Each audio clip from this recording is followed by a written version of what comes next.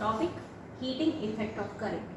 Current का heating effect, जो current flow होता है एक अप्लायंस से, हमें कई बार ऑब्जर्व किया होगा कि काफ़ी टाइम तक अगर हम एक अप्लायंस में करंट को फ्लो करा रहे हैं, स्विच ऑन है, तो उस अप्लायंस में हीट फील होती है। लाइक आप अपने मोबाइल चार्जर्स को काफ़ी टाइम तक अगर ऑन करके रखोगे और तो मोबाइल के अंदर पे एक हीटिंग आ जाती है और वो चार्जर के वायर में और चार्जर के अडेप्टर में भी आपको हीट फील होगी। तो ये हीटिंग इफेक्ट ये आता कहाँ से है? उसका कॉन्सेप्ट ये है कि हम एक कंडक्टर को अगर कंसिडर करें, इस कंडक्टर में ये जो इलेक्ट्रॉन्स प्रेजेंट हैं एक दूसरे को कोलाइड कर रहे हैं, और जब ये कोलाइड कर रहे हैं तो क्या हो रहा है? कोलिजन किसकी वजह से हो रहा है कि यहाँ पर एक एक्सेलरेशन इसको मिल रही है, और जब एक्सेलरेशन मिल रही है मीन्स यहाँ पर क्या प्रेजेंट है? वेलोसिटी एंड वेलोसिटी जब प्रेजेंट है तो यहाँ पर है काइनेटिक एनर्जी, और काइनेटिक एनर्जी जब इंक्रीज हो रही है तो वो एक दूसरे के साथ रैंडमली जब टकरा रहे हैं, तो टकराने के साथ क्या होगा? जब वो कोलाइड करेंगे और कोलिजन के साथ टेम्परेचर इंक्रीज होगा, और वही इंक्रीज इन टेम्परेचर क्या करेगा? करंट की वजह से हीट को प्रोड्यूस करेगा। अब इस कॉन्सेप्ट को हम दूसरी तरह से समझते हैं कि सपोज हम यहाँ पर कंसिडर करते हैं एक बैटरी, एक सेल कंसिडर करते हैं जिसमें कि पोटेंशियल है V, और इस सेल के साथ हमने कनेक्ट किया है एक रेजिस्टेंस जो पॉइंट A और पॉइंट B के बीच में है। करंट फ्लो हो रहा है, I करंट फ्लो हो रहा है। नाउ व्हाट हैपेंस, जब यहाँ करंट फ्लो हो रहा है पॉइंट A और पॉइंट B के बीच में, जहाँ पर रेजिस्टेंस R भी प्रेजेंट है, तो वहाँ पर जो चार्ज फ्लो हो रहा है करंट के साथ, उसको हम कैसे रिलेट करते हैं? We know that charge is equal to I into T. Current multiplied by time gives us the charge. ये जो चार्ज है वो यहाँ से फ्लो हो रहा है। नाउ व्हाट हैपेंस, इस चार्ज को जब पॉइंट B से पॉइंट A लेकर जाएंगे तो उसमें हमें क्या करना होगा? We know that potential is equal to work done per unit charge.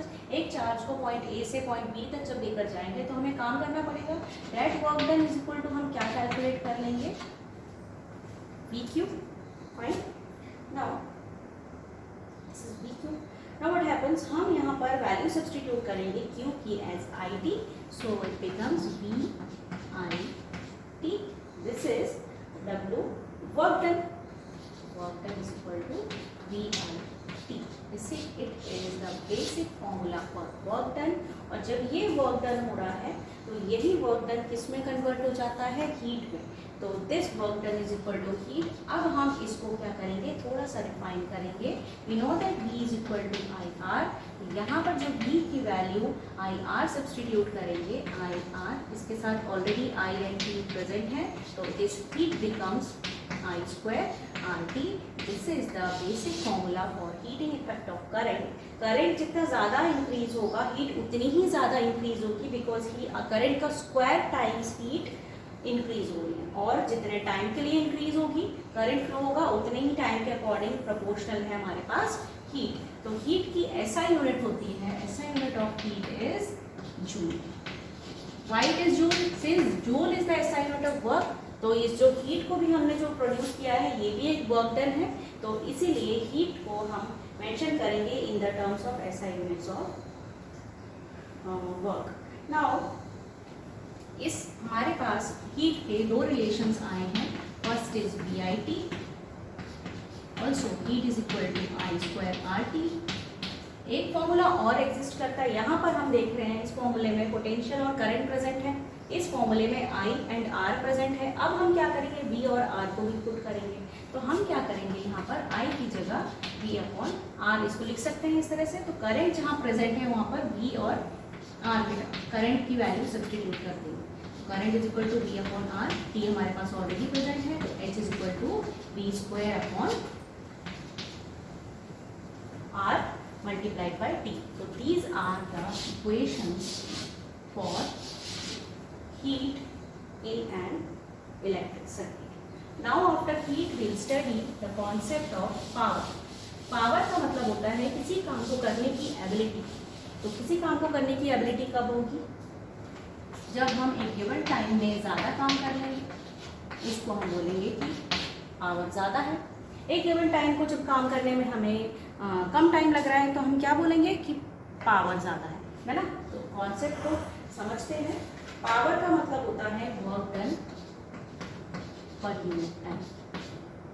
Suppose एक ओल्ड पर्सन है, वो एक शॉपिंग मॉल से ट्रॉली को लेकर जा रहा है, ट्रॉली में वजन है अराउंड 10 kg, तो ट्रॉली को ले जाने में उसको लगे 2 आवर्स, ठीक है। उसी के साथ उसका एक सन है, उसका बेटा है जो यंग है, उस ट्रॉली को वो मूव करा रहा है एक मॉल में, तो उसमें भी 10 kg वेट है, लेकिन उस बच्चे को टाइम लग रहा है, उस यंग बॉय को टाइम लग रहा है 1 आवर। तो पावर किसकी ज़्यादा होगी? काम तो सेम है, मॉल से पार्किंग तक ट्रॉली को लेकर जाना है, ट्रॉली का वेट सेम है, 10 kg है वेट, लेकिन जो ओल्ड पर्सन है उसको लगे 2 आवर्स, ठीक है, 2 आवर्स लगे। लेकिन जो उसका यंग बॉय है सेम चीज़ को जब काम कर रहा है तो उसको लगा 1 आवर। तो यहाँ पर हम क्या बोलेंगे, पावर किसकी ज़्यादा है? ऑब्वियसली हमें दिख रहा है कि पावर, अगर हम कॉन्सेप्ट की भी बात नहीं करें तो हम ये बोलते हैं कि ओल्ड पर्सन की पावर कम होती है, यंग पर्सन की ज़्यादा होती है, एबिलिटी वर्क करने की ज़्यादा होती है। तो हम यहाँ से भी रिलेट कर सकते हैं, टाइम जहाँ ज़्यादा लगेगा एक काम को करने के लिए तो वहाँ पर पावर कम हो जाएगी। तो यहाँ से हम रिलेट कर सकते हैं that power is equal to proportional to time. Time जितना ज़्यादा लगेगा उतनी पावर कम होगी, टाइम जितना कम लगेगा उतनी पावर ज़्यादा होगी। तो they have the relation of power as work done per unit time is known as power। इसकी असाइनमेंट होती है वॉट।